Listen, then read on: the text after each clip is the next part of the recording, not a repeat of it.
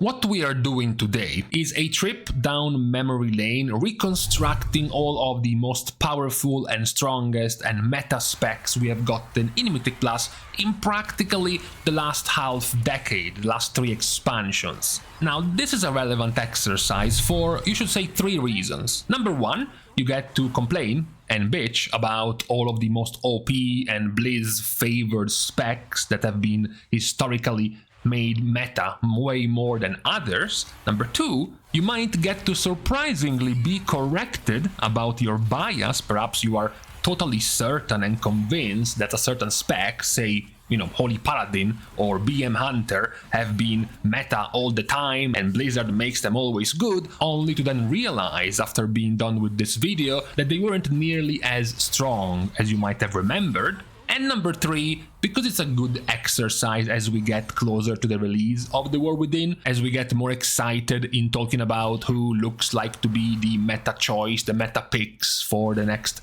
expansion and the first season, to look back in the past and see what traditionally has been strong. Starting, of course, with the largest role. When we want to look at the historical popularity in high to very high keys for the DPS, you want to see them at least at around 10 or so % of popularity in those keys. Now, we start going completely underground because we go with Assassination and Affliction, because these specs were indeed meta specs in the first season of BFA. Now, admittedly, Assassination way more than Affliction, but it is surprising because you're not that used to seeing these 2 specs popular in Mythic Plus. And you would be right, because Season 1 of BFA is the last time any of these 2 specs has been in the top 4, top 5, top 6 even picks in Mythic Plus. So, almost 6 years since the last time we have seen these couple of specs be powerful in Mythic Plus. We change tune completely with a controversial topic, Havoc Demon Hunter. Now, many will say, yeah, of course, what a surprise, Havoc was meta even, 6 years ago in the first season of BFA. But have they? Have they been popular that often, as perhaps some players are convinced? Well, we don't start on a good note because they were indeed the meta melee DPS for the entirety of BFA. So that is so far confirming the bias of Havoc being very strong. They weren't, however, nearly as dominant in Shadowlands, because only in Season 2 of Shadowlands they had any presence, and that season was a proper rainbow. When we say being meta, we say being one of, 5, 6 or even 7 different specs being chosen. They got back their popularity at a more higher level at the beginning of Dragonflight as well as Season 3 of Dragonflight, before in Season 3 being driven out by a few other specs we are about to see. But in general, we can say, being popular or meta in, 7 out of 12 seasons, meaning more than half the seasons you are a meta option. Yeah, we can say Havoc historically has been a very powerful spec in Mythic Plus. Now, what about something like Frost Mage? Because surprisingly, Frost Mage is beating Fire in Season 1 of Battle for Azeroth, and then in Season 2 of Shadowlands. This is, however, where we stop, because in 8 other seasons, that's where Fire Mage was one of the meta options, also leapfrogging Havoc as the most popular overall DPS spec in the past 3 expansions of Mythic Plus. Now, somewhat similar to Fire, there might be a spec you also kind of think has been there very often, which is Balanced Druid.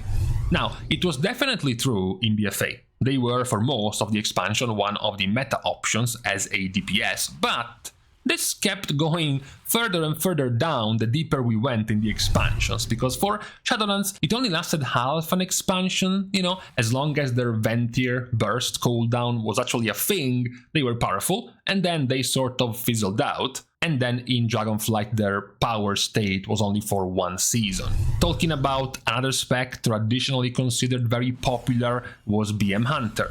Yes, very popular in Season 1 of BFA, as well as the entirety of BFA was very BM Hunter focused. However, that perhaps comes as a surprise, was the last time BM Hunter actually was one of the high-level picks in Mythic Plus. No doubt, you still see tons of BM Hunters in average Mythic Plus keys, because Hunter as a whole is still the most popular class in the game when it comes to DPS, but at the high level, BFA is where BM Hunter stopped. You still had Hunter presence for the entirety of Shadowlands, just not BM. You had marksmanship for the first half of the expansion with their Night Fae burst combo, and for the second part of the expansion it was survival, which was also the last time Hunter as a whole was very powerful at the high level in Mythic Plus. Going down hipster territory, just in case we remember wrong, Elemental. Elemental was pretty decent in the middle of BFA, right after they got their Azerite trait rework in BOD. In BFA, made them very strong. It lasted for a couple of seasons before they got completely outscaled, also thanks to their terrible corruptions that they couldn't really make use of, and became again quite powerful in the very first season of Shadowlands before pretty much disappearing. As a whole, Shaman, with enhancement as well, didn't really do much better. Enhancement was only a decent option at the beginning of Dragonflight, with perhaps the excitement behind the addition of Wind Fury. That didn't last long though. Now, we have yet to mention a few specs to round out some of these classes. For example, Arcane we haven't mentioned after mentioning Fire and Frost. We haven't mentioned Feral after mentioning Balance. Unholy and Frost Decay are not here either. Arms Warrior is missing. They are missing because they simply aren't here. They are missing because they have never once in their life been one of the major options in high key levels of Mythic Plus. This one, for example, is the highest ever any DK has ever gotten to be meta, which was the first month or so of the beginning of Shadowlands, with some very powerful burst combos for Unholy DK, which was then subsequently nerfed and went back to being irrelevant. So there is quite the large set of specs that never even got the chance to shine for an extended period of time in Mythic Plus. To be fair, Fury is sort of squeaking by, not being clumped together with them, because in Season 3 of BFA were one of the many other specs being somewhat relevant, and in Season 2 of Shadowlands as well. Never the dominant option, never one of the absolute main picks, but still, decent enough to be mentioned. Who was a bit more than decent enough for a few seasons is Windwalker.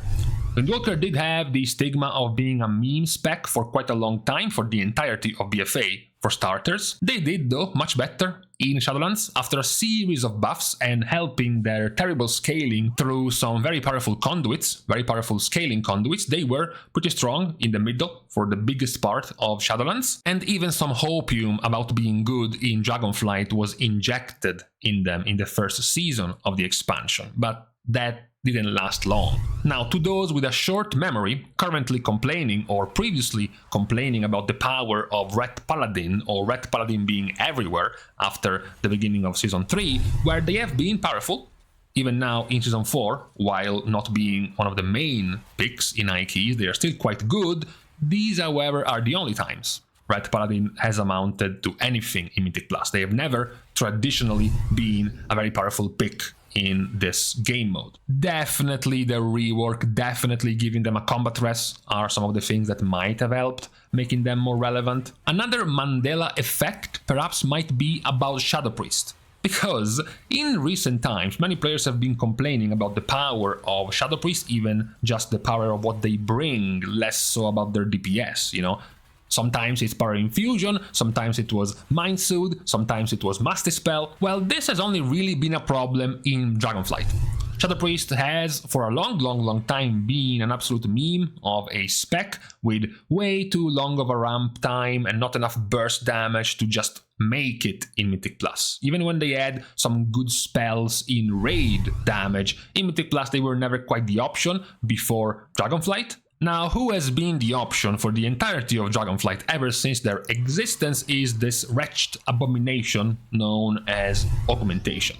Not that we need to say much more about this. This is quite fresh in our memory. It's also fresh in our memory that Devastation is nowhere to be seen. Perhaps one of the bigger misconceptions in the community is the power of Warlock. Warlock in general is always present when it comes to raiding. It's quite popular, it's a quite healthy player base, but overall, if we have to talk about the high levels of Mythic Plus, for the entirety of BFA, they practically did not exist, besides the first season and only Affliction. In Shadowlands, they were also non-existent for the first part of the expansion and only started coming out with Destruction Warlock. Admittedly, some of you might remember, the degeneracy that was also Warlock-centered in BFA, things like, for example, super powerful, super hard scaling essences and then combined with corruptions, something that, for example, Destruction did abuse a lot, but that was in the raid. Not really nearly as much in Mythic Plus. They got their couple of seasons, the beginning of the Exodia nomenclature for very dominating Mythic Plus comps was created with Destruction as part of that comp, but after that they split their time being popular in the first season of Dragonflight with Demonology, and that's about it. They haven't really gotten to that level any longer. We have gotten a stint in this very last part of this expansion with the degeneracy around Reign of Fire before it started getting nerfed. That's about as far as Warlock went when it comes to popularity in high Mythic Plus keys. We have left a couple of specs for last, namely Outlaw and Subtlety. That's because they get to be sprinkled in almost any season. We have gotten practically one rogue spec in every single season besides season 2 of Dragonflight, because that was the Exodia season with Fire, Augmentation, Shadow, Guardian and Holy Paladin, and now season 4 of Dragonflight with Fire Mage, Shadow Priest and Augmentation again, with some Ret Paladin sprinkled in. But besides those 2 seasons, Rogue was creeping in pretty much any other part of these past 3 expansions. Even more present overall than Mage as a class. So this has been, as far as DPS go, the amount of times specs have been popular at any given point in the past 3 expansions. Now, going through healers and their popularity, we start pretty quickly with Preservation Evoker, only being quite popular on release, and then after a slew of nerfs they sort of lost themselves along the way, plus the introduction of Augmentation definitely didn't help them. Who was popular at the same time as Preservation was Resto Shaman. Resto Shaman did have a very powerful season in Shadowlands, overall possibly the strongest season of Resto Shaman because they were also quite powerful in the raid as well. An expansion with quite little healing required of the healers, more focus on the damage of the healer. Resto Shaman with their Vesper Totem, even their Earthquake Elemental AoE legendary was quite helpful in Mythic Plus keys back then, so at least they had a significant improvement since being completely missing in the entirety of BFA. Who was present in BFA though was Mistweaver. However, that's kind of the last time they were present, and they had to wait for about 5 years before becoming present again, because after the first season of BFA they had to wait a few months ago at the beginning of season 3 to become a relevant Mythic Plus spec again. Who doesn't have to wait full expansions to be relevant is Holy Paladin, who has been relevant at least once per expansion. They were strong in season 3 of BFA, they had the first half of Shadowlands with their Ventir Ashen Hallow build, and then they were part of Exodia in season 2 of Dragonflight. The overall, however, worst healers when it comes to representation are the priests, Discipline and Holy Priest. At the very least, Holy Priest, while being the most unpopular overall, did have a power season, a power period, because the only times they actually were strong, they were very strong. Season 3 and 4 of Shadowlands with their Kyrian DPS power, plus being able to give power infusion to their powered up Destruction Warlock, made them very strong, but only for those couple of seasons. Discipline didn't even have that luxury. They were, both in season 1 of BFA and season 3 of Dragonflight, decent to good, but never quite the dominating spec in the season. That is a feeling Resto Druid definitely hasn't felt for too long, because Resto Druid was the completely dominant option for the entirety of BFA. I guess they paid for it a little in Shadowlands, where they went completely missing. As mentioned, Shadowlands was much more damage-based for healers, and these 3 healers in Shadowlands, Shaman, Holy Paladin, and Holy Priest, were the ones with the most damage, by quite a lot compared to others. But once the DPS of healers went down by quite a bit in Dragonflight, that's when Resto Druid also got to become much more relevant, both in Season 1 of Dragonflight, but also in this second part of the expansion. Now, this level of dominance for a druid was also felt for a tank, for Guardian. However, not for nearly as long as Resto Druid, because Guardian did have their Exodia season of very high dominance in Season 2 of Dragonflight, and a decent season in Season 2 of Shadowlands, but that's about it. Those are the only 2 seasons out of 12 where they were powerful enough to be the meta choice. A spec that's seen forgotten for a while has been Prot Warrior, because they were popular for most of Battle for Azeroth. After their added Azerite traits, their very powerful synergistic loop of getting into Avatar to spam Thunderclap to gain 1,000,000 rage to get an unkillable Absorb Shield with Ignore Pain made them very powerful, but that was nerfed, in fact destroyed, at the beginning of Shadowlands. It made them terrible. They had some hope. They sniffed some hopium at the beginning of Season 1 of Dragonflight, thinking they could actually become good for the rest of the expansion, and they were wrong, because after Season 1 they ended up being quite poor for the remainder of Dragonflight. Who definitely wasn't poor for the remainder of Dragonflight was Vengeance Demon Hunter. Vengeance did have a couple of seasons before every expansion, the last season of BFA and the first season of Shadowlands, where they were a powerful tank. Nothing close though, nothing close to their state in the second part of this expansion. In Season 3 and Season 4, after the rework, they have become oppressively dominant. Not that this matters, since they are losing Illuminated Sigils in the War Within, and their future right now is looking pretty bleak. Talking about looking bleak, you have Master Monk. Master Monk did have a couple of seasons towards the end of BFA where they were pretty good. Again, never dominant, never the absolute main choice, 40 to 50+% of all tanks being Brewmaster, but at least they were a popular choice. That's, however, the last time they were a popular choice, about 4 years ago. Same cannot be said for Prot Paladin. Prot Paladin was meta for all of the mid part of BFA. They were also meta for the mid part of Shadowlands. They were also meta at the very beginning of Dragonflight, and then in Season 3 before eventually losing out to Vengeance Demon Hunter.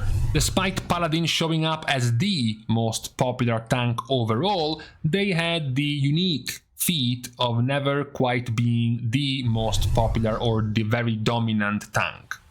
Even tanks in here with little popularity like Guardian have been at some point very popular. Prot Warrior at some point was very popular. For Prot Paladin, it was more like a constant presence at the high level rather than being the absolute OP tank, which happened for them, but for only a few weeks before being nerfed and similar cases. Something that cannot be said for Blood DK, because when Blood DK got popular, they were oppressively popular. In Season 1 of BFA, they were easily dominating, and in Season 3 of Shadowlands, when they took over Prot, that's when they started the first Exodia, the Blood DK, Holy Priest, Destro, Survival, and then third DPS, Windwalker or Outlaw. In those cases, Blood DK was the dominating tank. So with the tanks, adding the healers, and finishing up with the DPS, that's what we had for the past basically half decade when it comes to specs being popular in Mythic Plus. So based on my algorithm, drawing a conclusion by looking at the popular specs in the past and also how often they have been popular in the past, the next meta comp statistically has to be Elemental Shaman, Affliction, Warlock, Augmentation, Evoker, Holy Paladin, and Blood DK. That's it. We're gonna see how close we get when we actually get to the first season of The War Within. But this was our reminder of where we come from when it comes to the historically powerful specs in Mythic Plus across all 3 roles. So now you can complain about specs with a more refreshed memory, being reminded of who actually got to be powerful throughout the last few expansions of Mythic Plus. But for today, after this, it's now time to leave each other. We are starting the goodbyes, of course, by thanking everyone for watching the video and also everyone else who is supporting for free by liking and commenting down below, as well as subscribing to the channel itself. Now, with these things out of the way, thank you guys again for watching, see you guys tomorrow, and in the meantime, I hate it when I start a video when I'm already thirsty and then I don't want to stop the video halfway through to go to drink, and I finish the video with a parched throat.